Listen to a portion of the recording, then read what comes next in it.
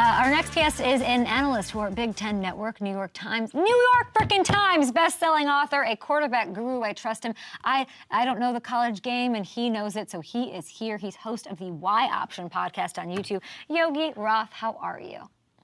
You know, I'm great, Kay. You know, I want to come because, I have a gift for you, okay? Yeah, go on. Right here. Paris Musketeers. Okay, If I this could is your hop through hat. the screen. That's right. We'll make it happen. We'll make it happen. I know you're a huge fan of our team in Paris, so we needed to gear you out a little bit, okay? You kicked Joe Thomas's team's ass, I saw. Sure did. Good for you. Tell me about that. Goodbye, Munich.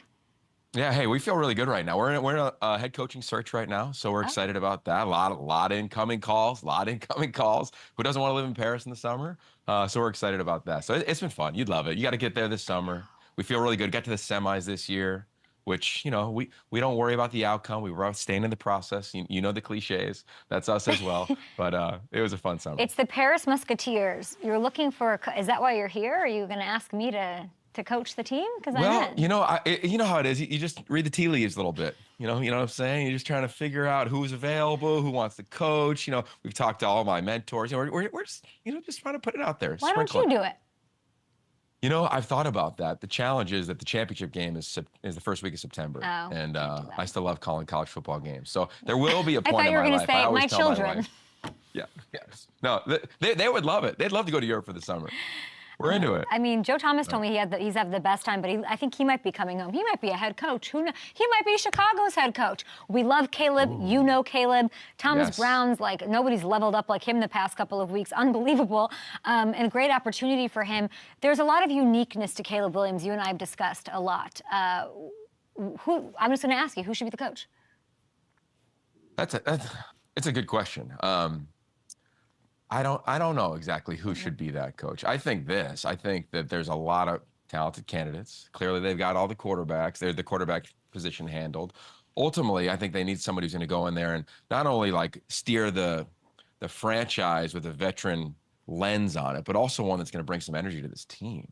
I mean, whether you connect with Caleb or other guys on this team, they want to go out, I believe, and just go cut it loose and let it rip. When I talk to anybody associated with that place, that's what they want. And I think that when you look at the talent that they have, especially the special player that we've talked about many times in Caleb at quarterback, that's where you want to feel like you can go compete freely. And when I watch them throughout this season, clearly it's been anything but that, right? Whether it's moving on from an offensive coordinator, moving on from your head coach. I think there's a ton of viable candidates. I'll be really curious to see where they net out. I mean, you go back to last year and you think, oh, what if they did hire Jim Harbaugh? I know you're a big Chargers fan. Mm-hmm. That could have been a big get. I know this. I know Pete Carroll wants to coach. This guy is a crazy competitor.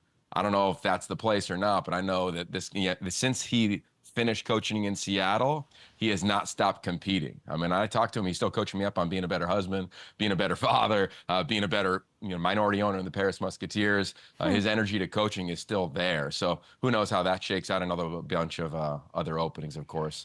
Sadly, that's how NFL goes. What's the one quality in a coach that Caleb Williams will thrive most with? I believe this. I believe the number one, the role of a coach is to not only tap into the potential of the team and get them to maximize, of course, those things, but I think it's creating an environment where your players can be the best version and most authentic version of themselves within the boundaries of the facility, within the boundaries of the franchise, within the boundaries of the college program. That's what I think Pete did a phenomenal job. I think all the personalities at SC, all the personalities in Seattle, I think that's what Dan Lanning's doing. I was just up at Oregon, Bo Nix's old home yesterday. I was there last night as they're going to the Big Ten championship game. The best coaches, I think, do that. Is there any world where Lanning's an NFL coach? He fits all my requirements. Yeah, he's phenomenal. I've known Dan since he was a young graduate assistant at Pitt, at Hail to Pitt, and then Arizona State, and now, of course, look at the meteoric rise they've had there. What I love most about him is that he's got these DNA traits, it's connection, growth, toughness, and sacrifice. But his life truly changed, and you'd love a conversation with him. His life truly changed when his wife was diagnosed with cancer. He was on this he was on this crazy ride to becoming just the Kirby Smart, the Nick Saban. He worked for all those guys in his past. And then when his wife was diagnosed with cancer, he said it just totally changed his life because he was like, whoa, I was on this singular focused path, which so many coaches are often on. And it derailed that. It brought him to his knees, as it would to anyone. She's cancer free. They've got 3 incredible kids. And he's like, I've realized that, like, I need to be family guy, and I could be a hell of a coach, but I don't need to just be on that sole track where you're sleeping in the office and family is a pseudo, I don't want to say pseudo afterthought. That's probably a little too strong. But I think coaching sometimes, like, ball often comes first. And for him, he's not. And to learn that at such a young age with young kids, when he was at Memphis at the time, it's changed him. His ability in the transient nature of college, to your point of the transient nature of the NFL, his ability to get players to connect and play for one another. And in college, it's very individualized now, with players getting paid, the transfer portal, today's signing day in college football. Like, there's a lot of that goes on in movement. Dan Lanning has been masterful in how he's done that. And I know this, I don't know about the NFL, but I know he loves being in Oregon. I mean, he's been offered every job under the sun. And his line is always, the grass is pretty damn green in Eugene. And I was just there yesterday. It's pretty damn green. Yeah, he's a guy who seems to want to let it rip. Based on what you said, I would give I want Johnson. He's a let it rip guy. I think him and Caleb would mesh very, very well. We have to rip through these. Speaking of let it rip, we got to rip through these next questions. Who are you more impressed by, Sam Darnold, or who do you have more belief in, or who do you want to talk about? Sam Darnold, who you know very well, or Jameis Winston, who's just must see everything? My God, I remember the first day meeting both of those guys. Jameis Winston was a Elite 11 MVP, I want to say 2011, 2012, something like that. Yeah. He had this infectious it factor that just jumped off the page. Listening to him now mic'd up after games or his post-game interviews is just like, you have to do it, because you're like, that's his personality. Like, he had this fun-loving side to him. Now, like, who knows what he's going to say? I think for Sam, I remember the first day I watched him throw. I was at the Elite 11 in San Francisco, and I turned to Trent Dilfer at the time and said, God, he looks kind of like Andrew Luck. And just the way the ball came out, his command. I did a podcast with him when he was at SC. I watched his rise there from a 3-sport athlete and a 3-star recruit to the guy. And now everything he's gone through. I love that he just found KOC and Kevin O'Connell, somebody that can be steady, right? Maximize who they are, let them be who they are, and give them an opportunity, to your point, and what we've said here a few times of let it rip. Sam's done that. Like, there's probably nobody I'm more thrilled for in the NFL right now than Sam Darnold. And I hope he keeps it going. I know JJ got hurt. He's going to have the benefit of sitting and developing like Penix is doing behind Kirk Cousins. It's nice to have that. I mean, this rookie class we have is killing it right now. All of them are. So let's do some quick rookie quarterback superlatives. Who is the rookie quarterback MVP according to Yogi? Oh, okay. Quarterback MVP rookie. I think you almost have to go by the week to a degree. You know, like, you can't ignore what Jaden Daniels has done at Washington. I mean, he's just been fascinating. I remember he and Bo Nix were the same Elite 11 class. And you can't ignore what Bo Nix did over the weekend when you watch him play. And then you see the beauty of Caleb shine at times, right? You've seen that. So if I had to get off the fence, which I will, I'd probably go with Mr. Daniels right now. Yeah, he looks pretty incredible. They had a little bit of a lull, some adversity, and there we go. Biggest surprise of those quarterbacks?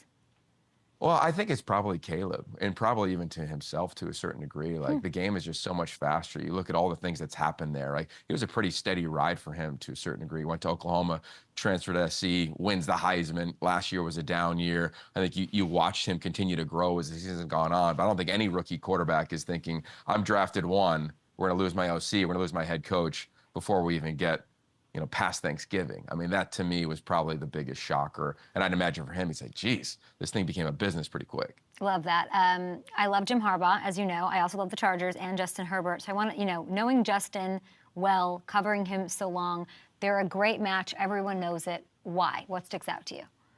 Well, I'll say this. So I went back into the archives. So I've been calling games now for a long time. So I called an old game, Stanford, Washington, maybe in 2009, 2010. I went to my notes this morning because I was prepping for this. And this is the quote that Jim Harbaugh gave me before that broadcast. He said, my wife and Andrew Luck have a lot in common. They're the most perfect people I've ever met. Their demeanor, their attitude is just perfect. And what else can a football coach ask for than a perfect wife and a perfect quarterback? And I think he's got that, right? Like, I've never met his wife. She sounds amazing.